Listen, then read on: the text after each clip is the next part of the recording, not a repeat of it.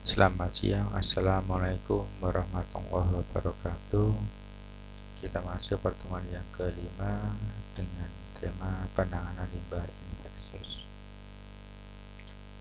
Limbah infeksius adalah limbah yang terkontaminasi organisme patogen yang tidak secara rutin ada di lingkungan, dan organisme tersebut dalam jumlah dan virulensi yang cukup untuk menularkan penyakit pada manusia yang rentan. Kemudian pengertian yang lain, limbah yang terkontaminasi dengan darah, cairan tubuh pasien, ekskret, sekresi yang dapat menularkan kepada orang lain. Limbah infeksius merupakan bagian dari limbah medis yang dapat menyebabkan penyakit infeksi. Kemudian pengertian yang lain juga terkait dengan limbah infeksius adalah limbah yang terkontaminasi organisme patogen yang tidak secara rutin ada di lingkungan, dan organisme tersebut dalam jumlah yang virulensi yang cukup menularkan penyakit kepada orang yang rentan. Kemudian limbah sangat infeksius. Sangat infeksius adalah limbah yang berasal dari pembiakan dan stok bahan sangat infeksius, otopsi organ binatang, percobaan, dan bahan yang lain yang telah diinokulasi, terinfeksi ataupun kontak dengan bahan yang sangat infeksius. Termasuk pada kelompok infeksius yaitu darah dan cairan tubuh, limbah lab yang bersifat infeksius, limbah yang berasal dari kegiatan isolasi, dan yang terakhir yang keempat yaitu limbah yang berasal dari kegiatan yang menggunakan hewan uji. Kemudian minimasi limbah. Minimasi limbah adalah upaya yang dilakukan rumah sakit untuk mengurangi jumlah limbah yang dihasilkan dengan cara mengurangi bahan reduce, kemudian menggunakan kembali atau reuse, dan daur ulang atau recycle. Kemudian identifikasi limbah, apakah dia padat, cair, tajam, infeksius, ataupun non-infeksius. Pemisahan dimulai dari awal penghasil limbah. Pisahkan limbah sesuai dengan jenis limbah. Tempatkan limbah sesuai dengan jenis limbah cair, segera dibuang ke wastafel. Kemudian minimasi limbah infeksius. Menyeleksi bahan-bahan yang kurang menghasilkan limbah sebelum membelinya. Mencegah bahan-bahan yang dapat menjadi limbah seperti dalam kegiatan perawatan dan kebersihan. Kemudian berikutnya, memonitor alur penggunaan bahan kimia dari bahan baku sampai menjadi limbah bahan infeksius. Memesan bahan-bahan sesuai dengan kebutuhan, menggunakan bahan-bahan yang diproduksi lebih awal untuk menghindari kadaluarsa, menghasilkan bahan dari setiap kemasan, mengecek tanggal kadaluarsa bahan-bahan pada saat diantar oleh distributor. Pemilahan dan pewadahan. Dilakukan pemilahan jenis limbah infeksius mulai dari sumber yang terjadi limbah infeksius dan non-infeksius. Kemudian tempat pewadahan limbah infeksius terbuat dari bahan yang kuat, ringan, tahan karat. Di setiap sumber penghasil limbah infeksius harus tersedia tempat pewadahan yang terpisah dengan limbah non-infeksius. Kantong plastik diangkat setiap hari. Untuk benda-benda tajam hendaknya ditampung pada tempat khusus atau safety box. Tempat pewadahan limbah infeksius yang tidak langsung kontak dengan limbah harus segera dibersihkan dengan larutan disinfektan. Kemudian labeling limbah padat infeksius, yaitu plastik kantong kuning, kantong warna lain tapi diikat tali warna kuning.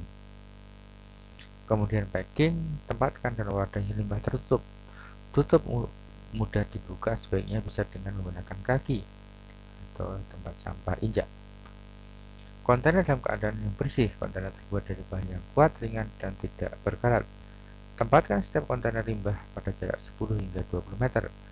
Kontainer limbah harus dicuci setiap hari. Kemudian TPS, tempat penampungan sementara bagi rumah sakit yang punya insinerator di lingkungannya, harus membakar limbahnya paling tidak 24 jam. Bagi rumah sakit yang tidak punya insinerator, maka limbah medis padatnya harus dimusnahkan melalui kerjasama dengan rumah sakit lain atau pihak lain yang mempunyai insinerator. Kemudian penyimpanan. Simpan limbah di tempat penampungan sementara khusus. Tempatkan limbah dalam kantong plastik. Beri label pada kantong plastik. Kemudian setiap hari limbah diangkat dari tempat penampungan sementara. Mengangkut limbah harus menggunakan kereta dorong. Tidak boleh ada yang tercecer, sebaiknya lift pengangkut limbah berbeda dengan limbah pasien. Gunakan alat pelindung diri ketika menangani limbah. Kemudian transportasi. Kantong Kantong limbah medis padat sebelum dimasukkan ke dalam kendaraan pengangkut harus diletakkan dalam kontainer yang kuat dan tertutup. Kantong limbah medis padat harus aman dari jangkauan manusia maupun binatang. Petugas yang menangani limbah harus menggunakan alat pelindung diri yang terdiri dari topi atau helm, masker pelindung mata, kemudian pakaian panjang, apron untuk industri, kemudian pelindung kaki atau sepatu boot dan sarung tangan.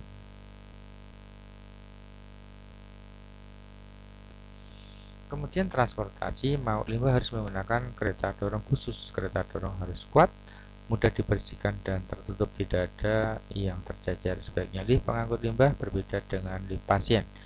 Gunakan alat pelindung diri ketika menangani limbah.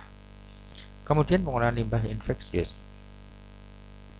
Limbah yang sangat infeksius seperti biakan dan persediaan agen infeksius dari lab harus disterilkan dengan pengolahan panas dan basah seperti dalam autoclave sedini mungkin. Benda tajam harus diolah dengan insinerator. Setelah insertasi atau desinfeksi, residu dapat dibuang ke tempat pembuangan B3. Kemudian penanganan limbah benda tajam. Jangan menekuk atau mematahkan benda tajam. Jangan meletakkan limbah benda tajam sembarang tempat. Segera buang limbah benda tajam ke kontainer. Kemudian selalu buang sendiri oleh si pemakai. Tidak menyarungkan kembali jarum suntik habis pakai. Kontainer benda tajam diletakkan dekat lokasi tindakan.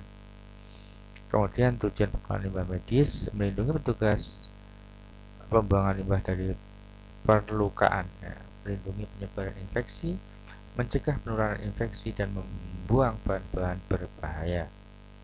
Kemudian tumpukan limbah terbuka harus dihindari. Kenapa? Karena satu, menjadi objek pemulung, kemudian dapat menyebabkan perlukaan, kemudian bau busuk, kemudian mengundang lalat dan hewan penyebar penyakit lainnya.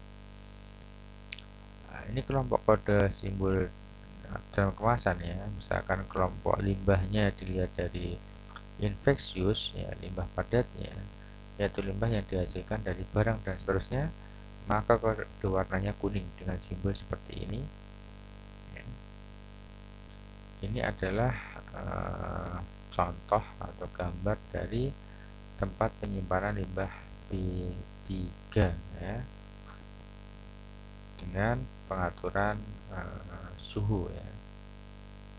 Contoh ruang penyimpan limbah B3 atau bahan berbahaya.